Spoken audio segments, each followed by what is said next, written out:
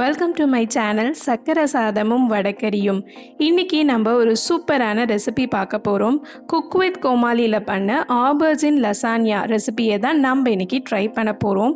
ஆபர்ஜின் அப்படின்றது நம்ம ஊரில் கிடைக்கிற கத்திரிக்காய் மாதிரியே தாங்க. ஆனால் இது நார்மல் கத்திரிக்காய் விட கொஞ்சம் பெருசாக இருக்க மாதிரி இருக்கும். ஸோ இந்த ஆபர்ஜின் வச்சு தான் அவங்க லசான்யா பண்ணாங்க. லசான்யா எப்பயுமே மைதா மாவு வச்சு ஒரு ஷீட் மாதிரி ப்ரிப்பேர் பண்ணிவிட்டு அதை வச்சு தான் செய்வாங்க. அப்படி இல்லைன்னா சில பேர் பிரெட் வச்சு கூட ட்ரை பண்ணுவாங்க.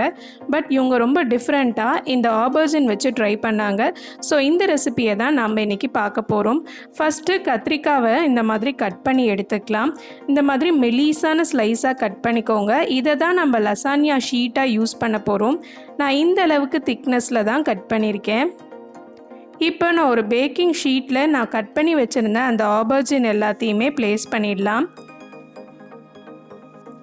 இப்போது இதுக்கு மேலே கொஞ்சமாக உப்பு எடுத்திருக்கேன். அதை நல்லா ஸ்ப்ரெட் பண்ணிக்கிறேன். ஸ்ப்ரெட் பண்ணிவிட்டு இந்த மாதிரி ரெண்டு பக்கமும் நல்லா தடவி விட்டுருங்க. கொஞ்சம் நேரம் கழித்து பார்த்தா லைட்டாக தண்ணி விட்டுருக்க மாதிரி இருக்கும். அந்த தண்ணி எல்லாத்தையும் எடுத்துகிட்டு அதுக்கு மேலே லைட்டாக இந்த மாதிரி பெப்பர் ஆட் பண்ணிக்கலாம். ஆட் பண்ணிட்டதுக்கப்புறம் கொஞ்சமாக எண்ணெய் ஸ்ப்ரெட் பண்ணிக்கோங்க. நான் இன்றைக்கி நார்மலாக சன்ஃப்ளவர் ரிஃபைண்ட் ஆயில் இருக்கும்ல அதுதான் யூஸ் பண்ணியிருக்கேன். உங்கள்கிட்ட ஆலிவ் ஆயில் கிடைச்சா யூஸ் பண்ணிக்கோங்க, இல்லை பட்டர்னா கூட யூஸ் பண்ணிக்கலாம். அதுவும் நல்ல ஃப்ளேவர் கொடுக்கும். இப்போ நம்ம இதை பேக் பண்ணி எடுத்துடலாம். நான் இன்றைக்கி 200 டிகிரி செல்சியஸ்க்கு 10 மினிட்ஸ் அவனை ப்ரீஹீட் பண்ணி வச்சுருக்கேன். அந்த அவனில் ஒரு 20 மினிட்ஸ் இதை பேக் பண்ணி எடுத்துக்கிறேன். ஒருவேளை உங்ககிட்ட அவன் இல்லை அப்படின்னா நீங்கள் நார்மலாக தோசைக்கல்லில் போட்டு கூட திருப்பி போட்டு நல்லா வேக வச்சு எடுத்துக்கலாம். வெந்ததுக்கப்புறம் நல்லா சாஃப்டாக இருக்கணும். அப்போ தான் உங்கள் ஆபர்ஜின் நல்லா வெந்திருக்கு அப்படின்னு அர்த்தம். இப்போ நம்ம இதுக்கு தேவைப்படுற சாஸ் பண்ணிடலாம். இது கிட்டத்தட்ட பீஸா சாஸ் மாதிரி தான் இருக்கும். ஃபஸ்ட்டு நான் ஒரு 5 தக்காளி எடுத்திருக்கேன். மேலே இந்த மாதிரி கட் பண்ணி எடுத்துக்கோங்க. இதை நல்லா தண்ணி கொதிக்க வச்சுட்டு அதில் நம்ம இதை ஆட் பண்ணிடலாம். இது கூடவே ஒரு வெங்காயத்தை 2ஆக கட் பண்ணியிருக்கேன். கூட ஒரு 5 வரமிளகாய் எடுத்திருக்கேன். மிளகாய் ரொம்ப காரமாக இருந்துச்சுன்னா நீங்கள் 2 இல்லை 3 கூட எடுத்துக்கோங்க. இப்போ இதையும் இந்த பேனில் சேர்த்துட்டு மூடி போட்டுட்டு ஒரு 5 நிமிஷம் நல்லா குக் பண்ணிக்கோங்க. இப்போ ஒரு 5 மினிட்ஸ் ஆயிடுச்சு. நம்ம எல்லாத்தையும் தனியாக எடுத்து ஒரு பிளேட்டில் வச்சுக்கலாம். இப்போ நல்லா ஆறுனதுக்கு அப்புறமேட்டு தக்காளிக்கு மேலே தோல் இருக்கும்ல அது எல்லாத்தையும் லைட்டாக தொட்டாலே இந்த மாதிரி வந்துடும். அதெல்லாம் எடுத்துடலாம். அதே மாதிரி வரமிளகாக்குள்ளார இந்த மாதிரி நிறைய விரை இருக்கும். அதையும் நீங்கள் எடுத்துடுங்க. இதான் நம்ம இதை அரைக்க போகிறோம். ஸோ மசியாது இது, அதனால தான் நம்ம இதை ரிமூவ் பண்ணிடுறோம். இப்போது இதை எல்லாத்தையும் நல்லா அரைச்சி எடுத்துக்கலாம். இந்த மாதிரி தான் நல்லா திக்கான பேஸ்ட்டாக அரைச்சி எடுத்திருக்கேன். இப்போது ஒரு பேனில் 2 டேபிள் ஸ்பூன் அளவுக்கு எண்ணெய் சேர்த்துக்கிறேன். இது கூடவே ஒரு 3-4 பூண்டை நல்லா சின்ன சின்னதாக கட் பண்ணி வச்சுருக்கேன். அதையும் சேர்த்துக்கலாம். கார்லிக் ஆட் பண்ணுறது நல்ல ஒரு ஃப்ளேவர் கொடுக்கும். ஸோ கண்டிப்பாக மறக்காமல் பூண்டு சேர்த்துக்கோங்க. இப்போ ஒரு 2 நிமிஷம் லைட்டாக இதை வதக்கி விட்டுட்டு இதில் நம்ம அரைச்சி வச்சுருந்த அந்த பேஸ்ட்டையும் சேர்த்துடலாம். இப்போ ஒரு தட்டு போட்டு மூடிட்டு இது கிட்டத்தட்ட ஒரு 10 நிமிஷம் நல்லா கொதிக்கட்டும். இப்போ ஒரு 10 நிமிஷம் ஆயிடுச்சு. பாருங்கள், எல்லாம் நல்லா கொதிச்சிருக்கு. அடுப்பை லோ ஃப்ளேம் வச்சுட்டு 2 டேபிள் ஸ்பூன் அளவுக்கு டொமேட்டோ கெச்சப் எடுத்திருக்கேன். அதை சேர்த்துக்கிறேன். அடுத்து oregano சேர்த்துக்கிறேன். உங்ககிட்ட இது கிடைக்கலனா வேறு ஏதாவது மிக்ஸ்டு ஹெர்ப்ஸ் இல்லைனா இட்டாலியன் ஹெர்ப்ஸ் ஏதாவது கிடைச்சதுன்னா அது கூட சேர்த்துக்கோங்க. அடுத்து பேசில்ஸ் கொஞ்சமாக சேர்த்துக்கிறேன். ஃப்ரெஷ் பேசில்ஸ் இருந்ததுன்னா கண்டிப்பாக அது சேர்த்துக்கோங்க. அது நல்ல ஒரு வாசனை கொடுக்கும். என்கிட்ட ட்ரைடு தான் இருக்குது, ஸோ அது சேர்த்துக்கிறேன். கடைசியாக கொஞ்சமாக உப்பு சேர்த்துக்கலாம். நல்லா மிக்ஸ் பண்ணி விட்டுருங்க.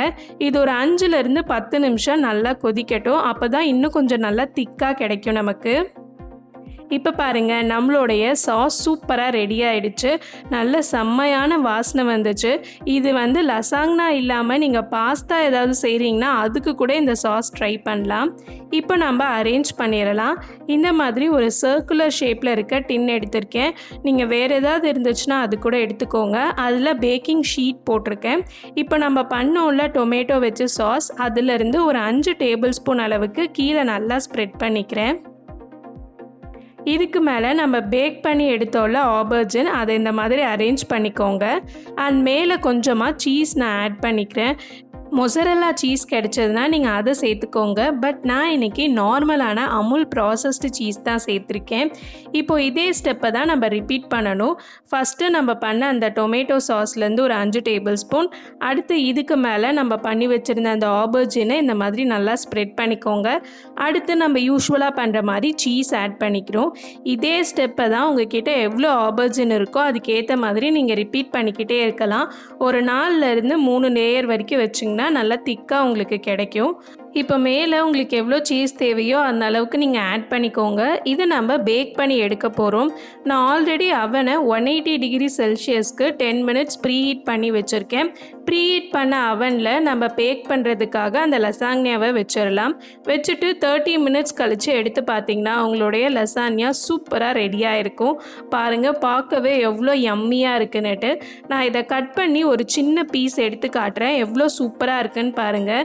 நல்லா கட் பண்ண அழகாக கேக்லாம் கட் பண்ணுறோம்ல அந்த மாதிரி வரும். டொமேட்டோ சாஸோட இந்த ஆபர்ஜினை சேர்த்து சாப்பிடும்போது அவ்வளோ டேஸ்ட்டாக இருந்துச்சு. கூடவே சீஸ் வேறு இருக்குது. ஸோ சொல்லவே வேண்டாம், கண்டிப்பாக இது ஒரு மஸ்ட் ட்ரை ரெசிபின்னு சொல்வேன். உங்கள் வீட்டில் குழந்தைங்கள்லாம் பிரிஞ்சால் சாப்பிட மாட்டேன் அப்படின்னு அடம் பிடிச்சேன்னா கண்டிப்பாக இந்த ரெசிபி ட்ரை பண்ணி பாருங்கள். அவங்களுக்குலாம் ரொம்ப பிடிக்கும் அண்ட் ரொம்ப என்ஜாய் பண்ணி சாப்பிடுவாங்க. ஸோ இந்த மாதிரி வேறு ஏதாவது குக் வித் கோமாளி ரெசிபிஸ் உங்களுக்கு வேணும்னா மறக்காமல் கமெண்ட் செக்ஷனில் சொல்லுங்கள். நெக்ஸ்ட் ஒரு இன்ட்ரெஸ்டிங்கான ரெசிபியோடு உங்களை நான் மீட் பண்ணுறேன். அது வரைக்கும் டாட்டா பாய் பாய் ஃப்ரம் சக்கர சாதமும் வடகரியும்.